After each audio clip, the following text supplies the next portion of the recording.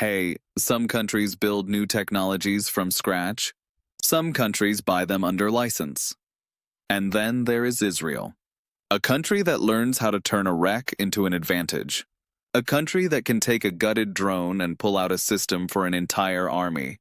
A country where reverse engineering is not just a practice, it's a lifestyle. Today I'm taking you somewhere military cameras don't look. To a place where find, strip, understand, rebuild faster is more than a motto. It's the rhythm of work, and I'll tell you a story that really happened. In 1982, in the Bekaa Valley, Israeli commandos captured an entire undamaged radar system. It didn't go to a museum. It didn't go to the scrapyard. It went into a special hangar. A few months later, Israeli drones had learned to trick it so effectively that Syrian operators no longer knew whether they were seeing a real fighter jet or just an echo generated by a system based on their own engineers' work. And that's exactly what today's episode is about. We'll show you how Israel built its navy, its Iron Dome, its export market, its AI systems out of other people's ideas, or rather, out of other people's screws. Let's begin. How did Israel build a navy from leftovers? The sea is an unpredictable element. But for Israel, a state with a coastline and a port in Haifa, it's also a strategic one. And if it's strategic, that means embargoes, restrictions, political obstacles, and lack of equipment. So how do you build naval power when you can't buy it? The answer, as always, reverse engineering. Israel has never been a naval superpower in the classic sense, but it had what big fleets often lacked: determination, cunning, and access to second-hand technology. The story starts with buying used missile boats from France and Germany. But the real game begins when those vessels are modified locally, with their sensors, weapons, and electronics completely rebuilt. The key example? The Sar-class ships. Officially an Israeli design. In reality, an adaptation of the German Jaguar-class fast attack craft from the 1960s with French radars bolted on, British torpedo launchers added, and Israeli software rewritten on the basis of analyses of intercepted Syrian systems. But the most interesting case? Unmanned kamikaze boats. Small, agile, hard to detect. Controlled from shore or from a drone, Israel built prototypes of such systems as early as the 1990s, studying the solutions used by the Tamil Tigers and converting civilian outboard engines into weapons. How were these boats built? From parts salvaged from smuggled Lebanese craft, fishing wrecks, and even sports equipment.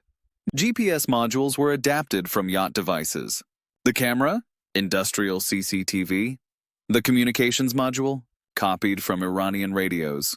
All of it assembled in Israeli shipyards under a veil of secrecy. In 2016, Israel officially unveiled the Protector USV, an unmanned armed patrol vessel. But internal documentation shows that similar systems had been tested much earlier, using captured equipment from Iran and Syria. Reverse engineering worked at sea too. Today, the Israeli Navy is a fleet of upgraded corvettes, missile patrol boats, and unmanned surface vessels.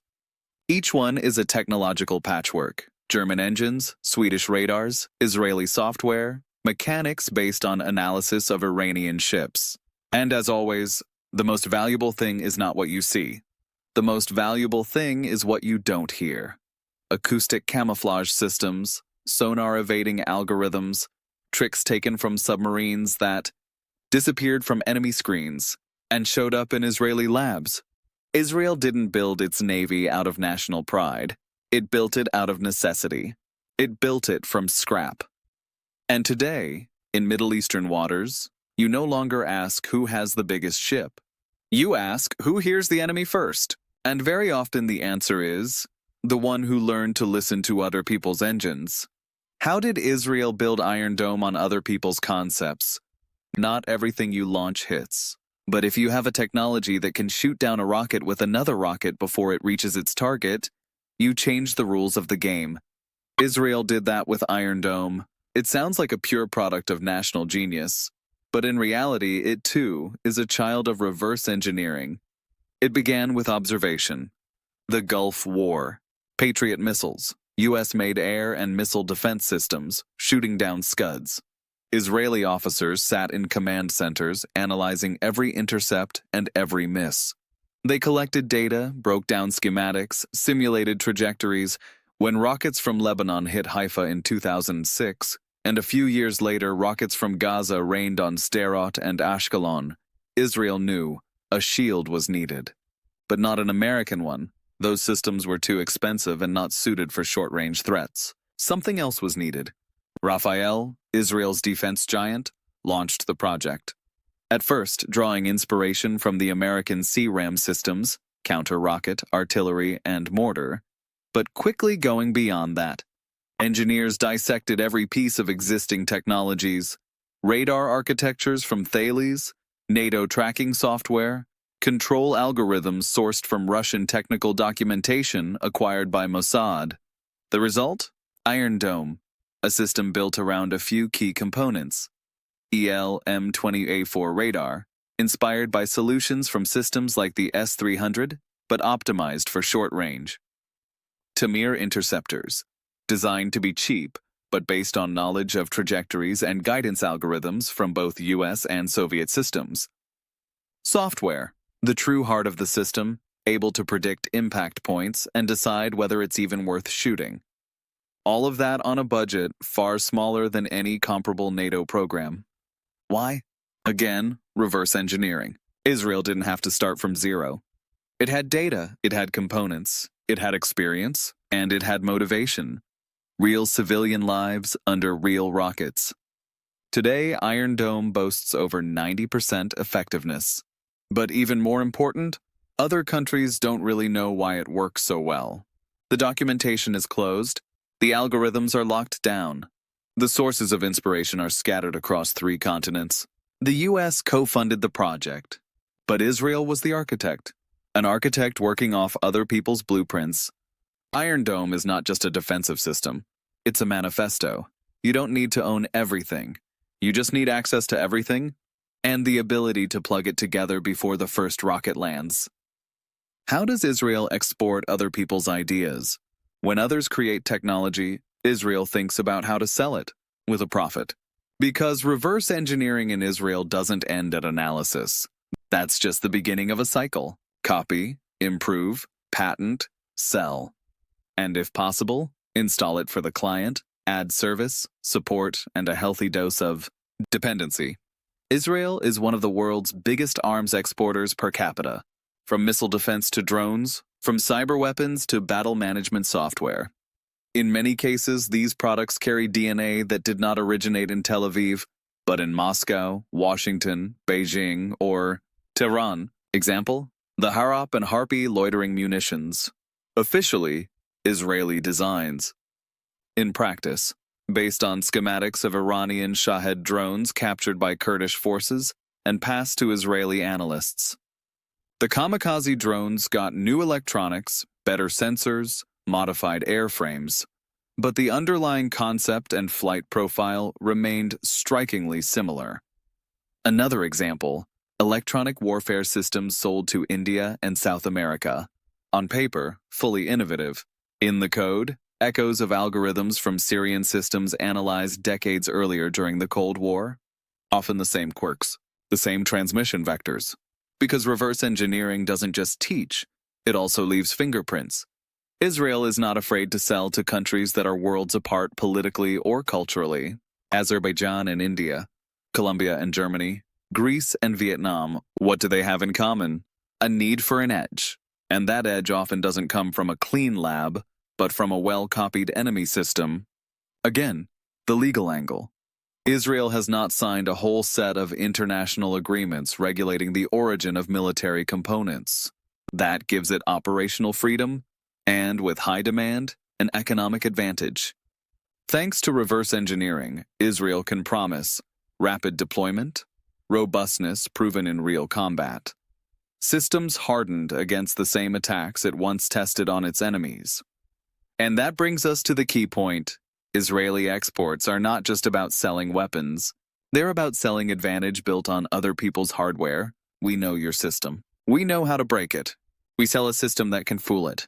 That's not just a weapon. That's an economic military strategy. And that's why Israeli hardware sells like hot bread. How did Israel build a reverse engineering system? In Israel, reverse engineering is not just a craft, it's a system built end to end, from classrooms to hangars, from school desks to military labs. The state created an entire infrastructure for legal, focused, and strategic copying. It all starts with education. High schools and defense-run technical schools have clearly defined tracks: automation, mechatronics, cybersecurity, material analysis. That's not random. It's targeted selection of future reverse engineers. Young recruits go into elite programs, Talpiot, Atuda, Brakim. They learn not only how to build, but how to de-build. Then they end up in units like Unit 81, Unit 8200, or teams inside Elbit and Raphael. There they learn how to read foreign systems in hardware and in code. Every component, every line, every chip is a source of knowledge. Knowledge that is later converted into patents, products, and export projects. The process repeats. 1. Acquire a specimen from the battlefield, the second-hand market, allies, or auctions. 2. Disassembly and analysis. Every part documented, 3D scanned, tested. 3. Modeling and simulation. Building a digital twin. 4. Reconstruction and modification. Creating the Israeli version. 5. Integration into local, tactical, digital, and doctrinal systems. 6. Export push. Demo, field tests, offers to clients in Asia, the Americas, Europe. Israel doesn't hide that a chunk of its tech power rests on adaptive capacity. But it doesn't use the word theft. It says adaptation, replication, reverse innovation. The language is soft, the process is hard and effective. An officer from Unit 81 put it bluntly. In the Army, we learn that anything that ends up in our hands has value. If it works, we copy. If it doesn't, we only copy the parts that did. At military academies, former IDF technicians and foreign systems specialists teach classes. At technical universities, reverse engineering is part of R&D programs. In startups, it's often the starting point for innovation. Everything is tied together by one core. The state stimulates, funds, protects, and uses. Institutionalized reverse engineering is more than a strategy. It's an ecosystem where every kid building a drone from AliExpress parts might one day design a tool that changes the course of a war. And that's why Israel doesn't just copy it. It builds people who can copy better than anyone else. The future of reverse engineering? Once people copied airplanes, then tanks, then lines of code. Today, Israel is pushing into a new layer, copying life itself, consciousness, biology, and neural processes. This is no longer reverse engineering in the classic sense. It's engineering the future, built on AI, bioinformatics, and synthetic models of reality. Israel is pouring billions into AI, but not only to recognize faces at airports. The main game is decoding enemy systems before they act. Future reverse engineering will be simulation-based. Instead of taking a tank apart, you build its digital twin. Instead of intercepting code, you simulate its behavior across billions of scenarios. The heavier punches in bioengineering. Israel is already researching reconstruction of biological structures. For medicine, yes, but also for soldier resilience. They scan physical responses to stress, trauma, noise. Then they build models that predict an adversary's behavior from biological data. AI in Israel already analyzes combat footage in real time and suggests countermoves. In the future, it will generate its own hypotheses no human could come up with. Every battle will be dissected not only by generals, but by machines that break the opponent's emotions and movements into data sets. And morality? Israel's answer: this is not about morality. It's about survival. If we don't do it, others will. And they'll do it worse. In Israeli tech incubators, startups are already using captured genetic data to design health algorithms, while in the background, building biometric recognition systems that can distinguish a target not by face, but by breathing pattern. In the future, reverse engineering will be invisible. AI will analyze a drone before it lands. Cognitive systems will reconstruct code just by watching how the interface behaves. Biotech will create a copy of a person in the form of a predictive model. It won't be copying things, it'll be copying intentions. And that's where Israeli industry is heading, into a world where reverse engineering becomes a way of preempting the future. Adaptive genius in Israel's DNA? At every Israeli flea market, you'll find something repurposed. An old radio with a new antenna. A Soviet helmet with Hebrew markings. An American backpack turned into a tactical comm set. That's not random. It's a metaphor. Israel is a country that not only learned to copy, it made copying a pillar of its national mindset. From 1948 on, the state was built out of fragments. Immigrants brought tools, books, machines, parts. Kibbutzim made weapons out of tractor hydraulics. Polish Jews assembled rifles using German wartime blueprints. Iraqi Jews brought mechanics who knew tank engines from the colonial era. With no infrastructure, you used whatever you had. That practice quickly turned into culture. Reverse engineering wasn't a crime. It was a civic duty. Any engineering student who could dismantle a device and build something similar was worth more than 10 academics publishing in American journals. In Judaism, there's a concept of tikkun olam, repairing the world. In secular Israel, it became a technological philosophy. If you see a problem, you have a moral duty to fix it. If something works badly, rework it. If something can be done better, do it. That attitude seeped into institutions, the army, startups, and garages. In Tel Aviv, Netanya, or Beersheba, hundreds of companies are born each year on one principle. Let's do what the Americans do, but faster, cheaper, and without asking. Not as plagiarism, as innovation through deconstruction. Company A creates a facial recognition system. In Israel, Company B tests it on Unit 8200's image archives and releases a version that runs faster on weaker hardware. The result? A contract with a border agency in Argentina. They didn't copy the tool, they copied the function. A Pole might say, combinator, a hustler. An Israeli says, combinator, a strategist. In Israeli mentality, kombinowani, hacking together solutions, is not cheating. It's thinking outside the box. If you have 3 parts from 3 different systems, assemble them and see if they work. If they do, you have a prototype. If not, you tweak. Everything might be useful. A drone wreck? Valuable info on its power system. A broken digital camera? A source of lenses for sensors? Old military computers from Bulgaria? Perfect base for attack simulations. This mindset is no accident. It's social firmware. Not written in the Constitution, written into education, culture, the army, the media. How does Israel get the data it needs to copy? There is no reverse engineering without one ingredient: data. And data doesn't fall from the sky. It has to be obtained, captured, bought, forced, copied. In Israel, gathering data for reverse engineering has become its own field, with its own logistics, budget, and doctrine. It's not about random war trophies. It's a systematic intel industrial program. Source 1. War. The most obvious, captured weapons. After wars with Syria and Egypt, equipment went to Israeli technical units. Every component was dismantled, documented, analyzed. Replicas were often built from scratch. In 1982, Israel captured an advanced P-18 radar. It was taken apart piece by piece. A few years later, elements of its design appeared in Israeli ECM systems. Source 2. Secret purchases and auctions.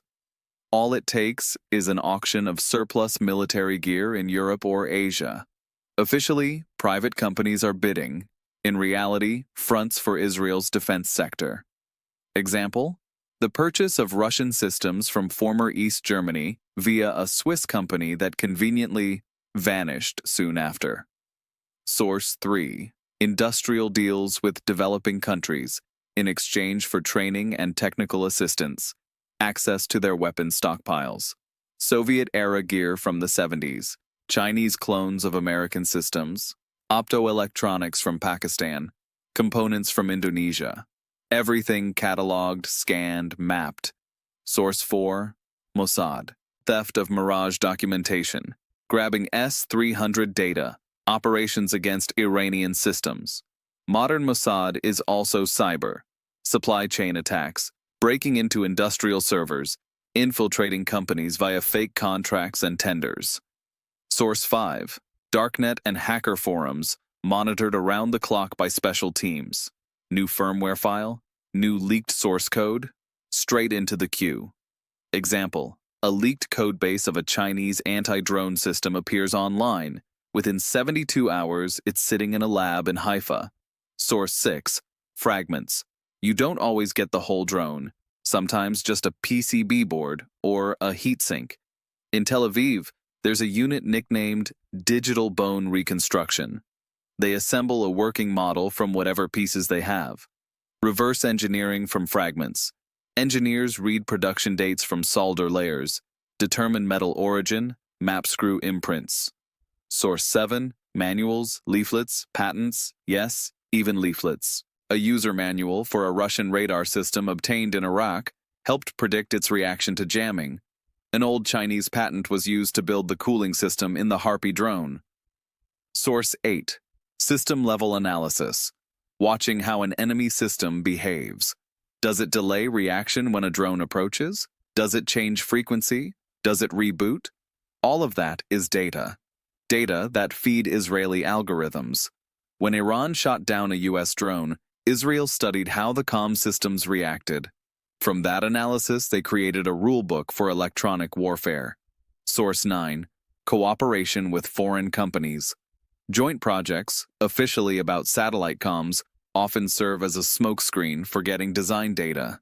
As part of one European partnership, Israel gained access to an inertial guidance system used in surface-to-surface missiles. Source 10. AI and automation. Today, part of this collection process is automated. AI scans the internet, registries, code bases, open source intelligence. New code repository? It's being analyzed. New schematic in a PDF? AI tries to turn it into CAD. Israel doesn't just analyze. It builds infrastructure to harvest data. Data is the new raw material. And this raw material is processed faster than anywhere else, because there's no need for endless procedures, approvals, certifications. All you need is a team, a laptop, and the skill to read someone else's system. This isn't just reverse engineering. It's technological intelligence at industrial scale. It's a data-driven economy. And it's data, not steel, not missiles, not aircraft, that is Israel's greatest source of power. Imagine a lab that looks like a junkyard, a crate of Russian chips, a box that once held French missiles, a Chinese CCTV camera next to an American flight controller. In the corner, a gutted drone that was flying over Syria last week, and now already speaks Hebrew. This isn't a cyberpunk fantasy. This is Israel, a country that doesn't need to buy licenses, because it buys RECs, and from RECs, it builds power. While other countries race for labs, grants, and PR, Israel is playing a completely different game. The game of find, strip, understand, rebuild faster. The game of survival. Because here, in the Middle East, if you don't improvise, you die. So instead of protocols, there's a soldering iron. Instead of an export license, a teardown team. Instead of debates about NATO compliance, results on the battlefield.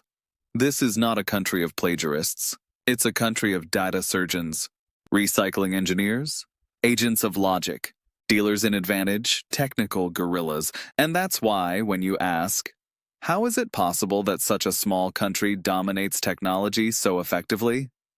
The answer is, because it doesn't ask for permission. It asks for a screwdriver. If you want more stories like this, hit like, hit subscribe. That's the signal that this series is worth continuing.